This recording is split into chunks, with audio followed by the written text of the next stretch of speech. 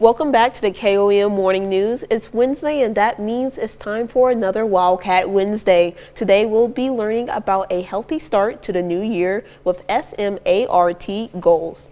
And here to tell us about it is Catherine Pinto from K-State Extension Office. Welcome to the show, Catherine. Thanks. I'm happy to be here. So explain to me, what does S.M.A.R.T stand for? So we're talking about SMART goals. And so it's the new year. Everyone's setting goals. And those are great. But following through on those goals are really important. And that's usually where we lack. Yeah. So looking at each acronym, we have S. So we're going to be specific in those goals, not just saying we want to eat healthy, but does that mean we're going to drink less soda or eat more fruits and vegetables? And then we are going to have something to measure it against, so it's measurable.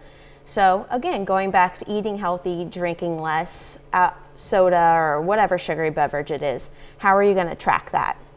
So is it a food journal that you're writing everything down?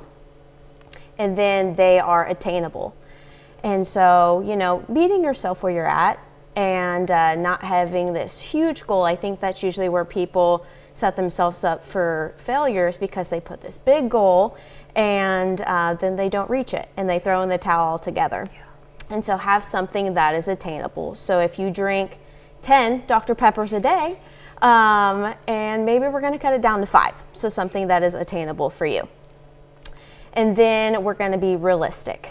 And so going back, that ties into attainable. Is it realistic for you to cut down to 5 Dr. Peppers a day? Because, that's people's kryptonite. I know that. And so maybe we're going to go, just 1 a day less and kind of teeter ourselves off of it. And then the last is time bound. And so having that date set that you want to reach that goal by. And I always like to use this example as I like to run. I take my training a lot more serious if I have a race on the calendar. There's a date there. If there isn't, I'm just frolicking. I kind of run, I kind of do things. But if there's a date that I have that race, I'm going to take that goal more seriously. Nice. I think those are some great tips, and it can actually help people not only set goals, but attain those goals for the new year. Right. I think a lot of times we're building trust with ourselves.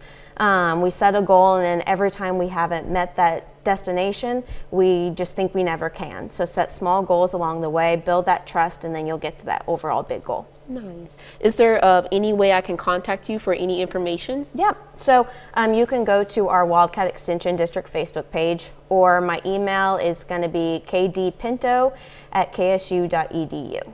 Nice. Well, thank you so much for your time. I think you gave us some great tips, definitely tips I'm going to use personally for my New Year's resolution. We'll be right back after this.